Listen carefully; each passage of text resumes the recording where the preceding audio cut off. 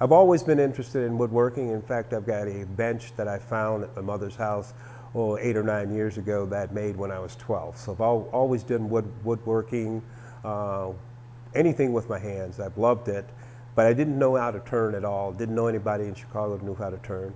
Got down here, I was stuck in the hotel for 6 or 7 months, and they had a shopsmith store. Thursday night, the guy who ran the store taught a class, from 6 to 9. First week I went, they did a box making class.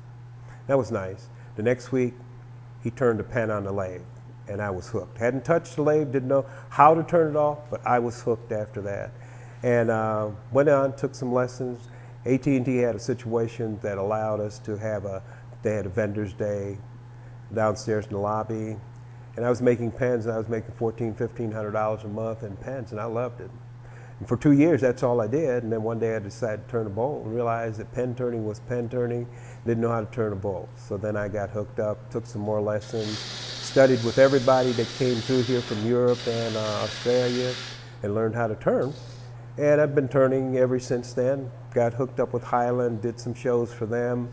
Just before I retired from AT&T, they started a school here, asked me to do some classes for them, and after I retired, that's when I found out I enjoyed teaching almost as much as I did turning. I've been teaching here at Highland for going on at least 10 years. Turning is simple from the aspect that you learn the basic skills, and then every time you see a demonstration, you learn a little something, you get a little faster, a little better at what you do. My best student was an 8-year-old who took a pen turning class. But like I said, I didn't know until I started teaching that I had that ability to teach and get across to people like I do. And I realize that now, and I've had teachers come and take my class, and they says, "Were you a teacher?" I says, "No." They said, "Well, you would have been a natural teacher." I enjoy sitting here like we started this morning, and then watch people who knew nothing in the morning, and say about 2 or 3 o'clock, seeing the lights start to come on, and they're saying, "Yeah," and you say, "God," to me, that's my joy. That's part of the joy I get out of this, watching a person start from nothing, and then at the end of the day, have a little knowledge under their belt that allows them to go home and create something. I want them to go home and say, "Hey, this is what I did." And that's why I have this thing where I start the class by telling them, I says, $95 or whatever you paid for this class. If you leave now, that's all it's going to cost you. I says, because this is addictive, guaranteed. You can spend, we know those weekend projects that was going to take one weekend, and 5 weeks later they're still going on. And our spouses always say, "Well, Norm did it in a half an hour."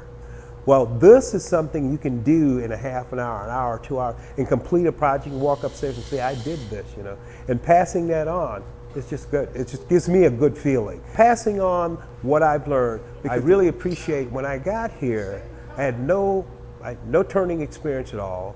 I didn't know anybody back in Chicago that knew how to turn. That's why I didn't learn. I had a shopsmith, which was one of these 5-in-1 machine, which part of with a lathe, but no one taught me.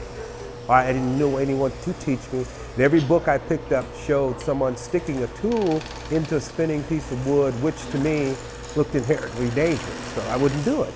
There are people who are very good turners, but who are not teachers. You've got to be able to not only show a person what to do, you've got to be able to look at them and say, "Well, no, hold the tool this way, do that." And I know some very good turners, and they can't do that. They know how to do it, but they can't tell you how to do it. You have to have the ability to say, "Okay, this works for me. It's not the only way, but this is what works for me, and if you do this, this is the result you'll get." Say, for instance, I was going to turn a platter, and I picked up 2 pieces of wood. One had real crazy, beautiful grain. Why make just a plain platter, just flowing out to the side, and let the beauty of the wood show through?